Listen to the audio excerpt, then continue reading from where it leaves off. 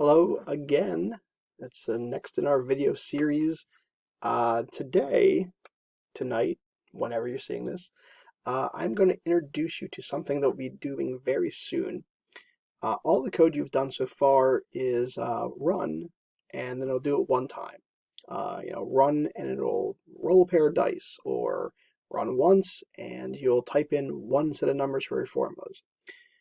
Obviously, in most programs, you can run it and it'll do something more than once. And so we've already learned if statements, else if, elif. And now I'm going to introduce you to two different kinds of loops. As with when we did if statements, I'm not going to formally introduce them right now. I just want to kind of show you this, dip your toe in the water, if you will, just to kind of show you what is coming up. And speaking of rolling dice, I'm going to do a similar program to what we did with the rolling of the dice, just to show you the difference between having to run the program over and over and over again versus using these loops. So let's just get right into it. At the top, because I'm doing random numbers, I'm going to need from random import star, goes without saying. So let's just recreate something we recently did. D1 equals int random times 6 plus 1. D2 int random times 6 plus 1. Total D1 plus D2. So we have two random numbers, 1 to 6, two regular die, and then we add them together. Pretty simple, pretty straightforward. And we'll just do a quick little if statement saying if the total double equals 7, print you got a 7, yay, or something like that. And of course, it would probably help if we printed what dice we got, so I'll go back up here real quick, and I'll print in D1, comma D2, comma total. Just a quick little program. And so if I run this, and again, this should not be something brand new to you because we've just recently done it. Oh, look how lucky I am. I just got a 7 right off the bat. 6 and 1 gives me 7. So let me try it again just to make sure that I'm not cheating. 5 and 6 give you 11. 7, 11, not bad. Let's go get a Slurpee. All right. So that said, what if I want to keep doing this? But other than saying run, run, run, run, run, it's kind of a pain. So what I can do is a little thing called a loop. And so here's what we'll do. All of this code I want to repeat, right? Like I don't want to have to keep writing run, run, run, run, run. So let's say I want to do this 10 times, and just to see like how many 7s am I going to get, for example. Okay, I'm going to hit tab, highlight the whole thing, hit tab. So I'm going to re-roll the dice. I'm going to add them together. I'm going to print it. I'm going to check it multiple times. So the first style loop I'm going to show you is called a for loop, F-O-R. And again, I'm not only introducing this to you. I'm not going to talk too much about it right now in great detail, but I'll do for n is my variable in range 10 colon. So a couple things here. N doesn't have to be n. It can be any variable. N is just a nice little number variable. You say that for and in both turn orange, so it recognizes those. So does range. Range turns purple, so it recognizes that. And if you take note here, you have a colon, and it's tabbed just like an if statement. So just like the if statement has stuff underneath it, which is only true if the if statement is true, the stuff that's tabbed in here is going to repeat, in this case, 10 times. So let me run my program quick. And poof, look at that, just spits them all right out real fast. And there's a couple of things I want to tweak about this. First of all, it does the numbers, like down here, 617, and then it prints below that. You got a 7. I'm going to show you how you can print on the same line, so that you got a 7 is actually beside that line. The other thing, when you run the program, it goes real fast. There's no suspense, if you want to call this suspenseful. So let me add in a few things. Again, all of this is some new stuff. I'm going to do from time import star, import asterisk, import star. Suddenly I am Dr. Stephen Strange. I am importing time, and I'm going to slow down, speed up time. In this case, I'm going to slow down time. There's a command called sleep. which sounds like a really good thing because I could use some of that. So let's say after I print, I want to pause just for like a brief little moment. The command sleep is followed by the number of seconds that you want to sleep. So let's say I put in 1. Sleep for 1 second. Let's just see what that does. You saw what had happened before, and now notice the difference here. 1, 2, 3, 4, 5, 6, 7, 8, 9, 10. So it introduces a pause into my program, and the computer is sleeping for 1 second. So you can use that command to delay your output. It's probably not something you want to put other than for output. Like there's no reason to slow a program down other than, again, to kind of like build suspense, like make sure the person can read the text. So that's one thing I'll add in. The from time, as I'll put a little note here, is used for the sleep command, where if you don't want 1 second, if you feel 1 is too big, you can do a decimal, like 0.5 would be half a second, for example.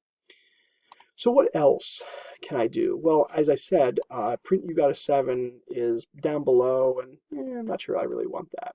So here's what I'm going to do instead. Not instead, but in addition, I'm going to change something up a little bit. Back here, if I want to say print the you got a 7 beside my numbers, I'm going to put another comma here. I'm going to put end equals quote, quote. Now, what does that mean? Well, let me first run it and show you what that gives you. It's not going to be perfect by any stretch of the imagination yet. Notice how now it's printing left to right, which that's not really what I wanted to do either. So what's happening is, at the end of this line, rather than doing a new line, it's saying the end of your line is now quote, quote, which means the end of your line is nothing. Like, it's not an enter. It is nothing. We call that a null string. It's just basically saying, like, don't go to the next line. Well, the problem with that is that I want the you got a 7 to print beside it, but if I don't get a 7, I still want to go to the next line anyway. So here's what I can do. I have if I got a 7, go to the next line. But if I didn't get a 7, I can still do it. I can say else print nothing. Print and nothing in there. So check out this. See how much better this is. And just to speed this up a little bit, I'm going to put that as 0.5. Run my program here, and check this out. Now, I didn't fix the spacing. I can do that pretty easily. I can just put a couple spaces before you got a 7. That's pretty simple to do. I'll just go back up here, and before this, maybe put like, let's put a /t for tab. And so now I'll get this. So you can now pause between printing, as well as print something on the same line, even if it's 2 separate print statements.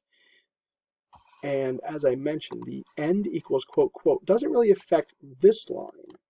It affects what comes after that line, because it's saying type, type, type, type, but then at the end of it, don't hit enter. Simply wait until the next thing being printed, which is why I had to have both this and that afterwards. So that's one style loop. The for loop is good for when you know ahead of time how many times something is going to happen. So in this case, it's 10. It's not 12, it's not 20, it's not 5, it's 10. No more, no less. There's another style loop I can make called a while loop. A while loop would be something like, I'm going to keep rolling dice until I get a 7. So when's that going to happen? Well, I don't know. It could be the first roll that I make. It could be the 20th roll. It could be the 100th roll, theoretically. We know it's going to happen. Like, at some point, we're going to get 7. We just don't know when it's going to happen. But both of these are used to repeat code. You have the for loop, which repeats a certain number of times that you specify ahead of time. And then the while loop is when, well, we don't know. But we know it's going to happen. We just don't know when. So I'm going to do this same program in another program. And so let me basically copy the whole thing. You guys are, of course, welcome to do whatever. You can make a new file, whatever you'd like to do. But this is the introduction to loops part 2. Let me paste this. And so what are we going to change here? I still need random, and I still need the from time. I'm going to get rid of this. I still roll the dice. I still add them together. I still print. I still pause. And I still have this. Again, like nothing truly changes yet. What I'm going to put here is the word while. And just like the if statement, after the word while, you want to have some kind of Boolean condition. Those are the true-false things. So what could this be? Well, again, I'm not going to go too in-depth right now. We'll do that eventually. So I'm going to keep this really simple.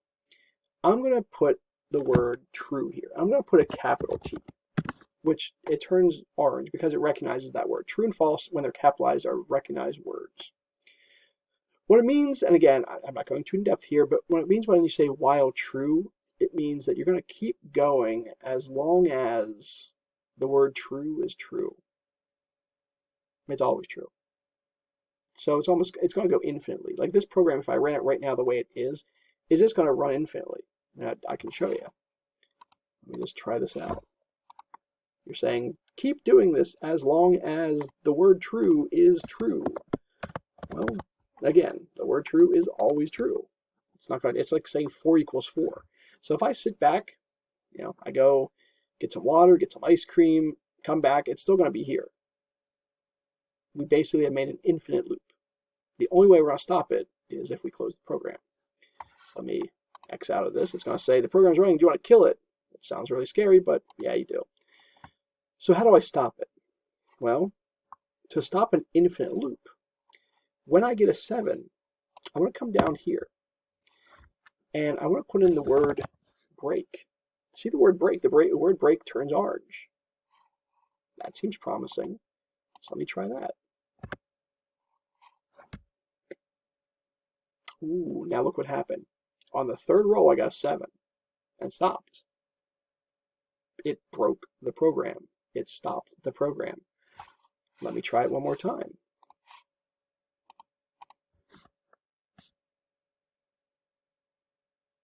Did add time, it took 5 times. And that's my point. The for loop that we did in the previous program is used when you have ahead of time that you know there's going to be 10. But this is unknown. We know it's going to happen, we just don't know when. So you have 2 loops now. You have the for loop and the while loop. When we say while true and then break, that's not the ideal way to do it, as you'll learn eventually. But for right now, with this introduction, it's going to be good enough. So again, this was just a look ahead. You don't need to familiarize yourself too terribly yet with this stuff, but I thought it'd be good for you to see it now. So thanks again. Have a great day, evening, afternoon, night, whatever. Take care.